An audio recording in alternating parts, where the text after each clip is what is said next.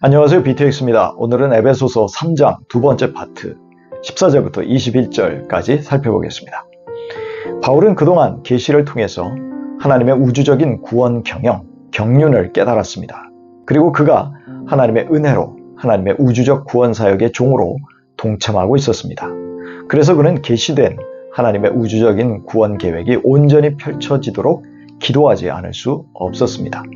이처럼 우리도 하나님의 계시를 받아 깨달았다면 동참하며 기도하라는 뜻으로 알아야 합니다. 바울이 기도하는 기도의 대상은 하늘과 땅에 있는 각 족속에게 이름을 주신 아버지이십니다. 누군가에게 이름을 준다는 것은 그에게 생명을 주었고 그에 관한 모든 것을 속속들이 알고 있다는 말입니다.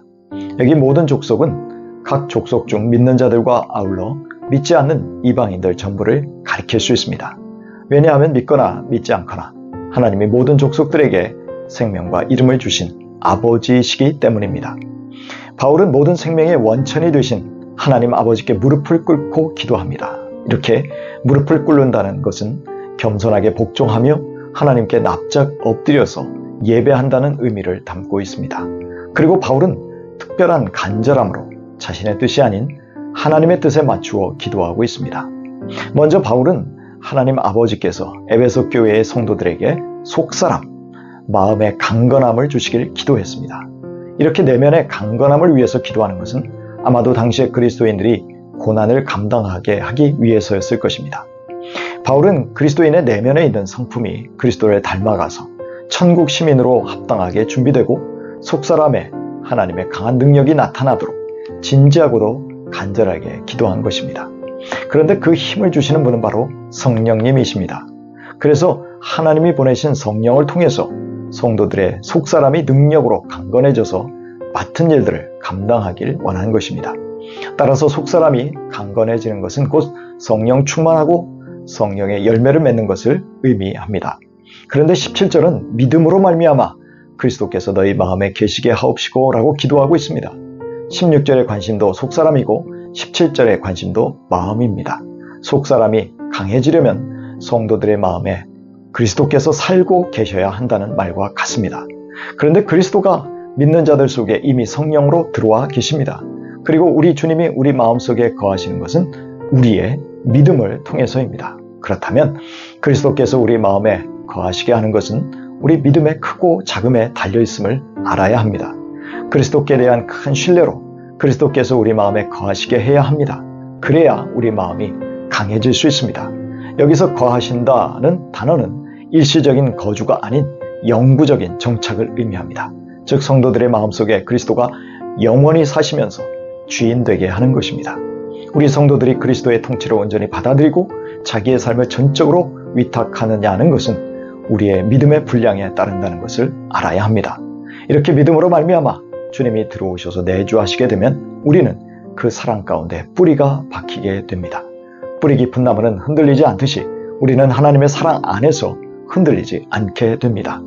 그래서 바울은 성도들이 그리스도의 사랑의 넓이와 길이와 높이와 깊이가 어떠한지를 깨달아 알 수 있는 능력을 달라고 기도하고 있습니다. 이것이 두 번째 기도입니다. 이것은 생생하게 그리스도의 사랑을 체험적으로 깨닫게 해달라는 기도입니다.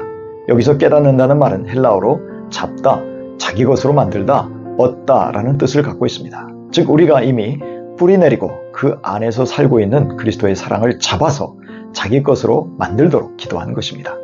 하나님의 사랑은 우리의 모든 것들을 덮으며 결코 두려움과 죄책감이나 좌절감에 시달리지 않게 합니다. 그것은 우리 안에 뿌리 내린 사랑이라는 영양분이 계속하여 우리에게 공급되기 때문입니다.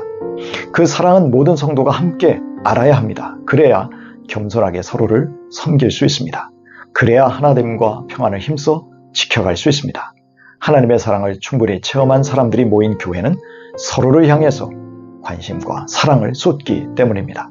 그런 면에서 바울은 온 교회가 사랑으로 함께 자라가기를 원하고 있습니다.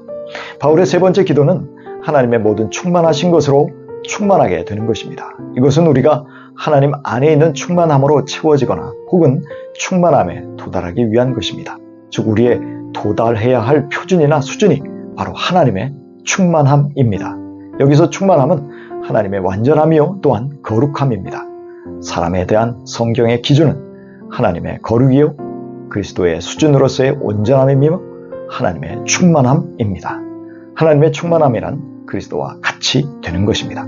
이처럼 우리의 신앙의 성장은 결코 멈출 수 없는 우리의 의무입니다. 하지만 결코 우리의 노력으로 되는 것이 아니기에 하나님께 기도하는 것입니다. 이제 바울은 우리의 시선을 우리의 기도에 응답하실 분에게로 돌립니다. 우리가 기도하는 하나님 아버지는 우리가 상상하고 구하는 것 이상이신 분입니다. 무한한 능력과 풍성함을 가지신 분이므로 능히 우리의 기도에 응답하실 수 있습니다.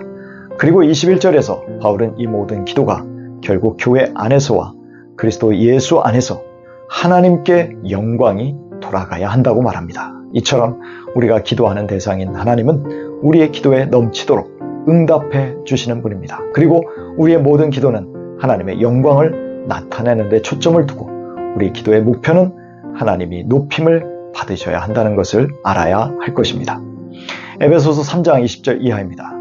우리 가운데서 일하시는 능력을 따라 우리가 구하거나 생각하는 것 이상으로 더욱 넘치게 주실 수 있는 분에게 교회 안에서와 그리스도 예수 안에서 영광이 되도록 영원무궁하도록 있기를 빕니다. 아멘. 요한복음 17장 4절입니다. 나는 아버지께서 내게 하라고 맡기신 일을 완성하여 땅에서 아버지께 영광을 돌렸습니다.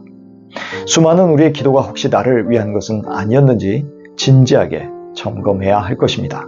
아울러 기도 이후 진실한 순종의 삶으로 하나님께 영광 돌리시기를 축복합니다.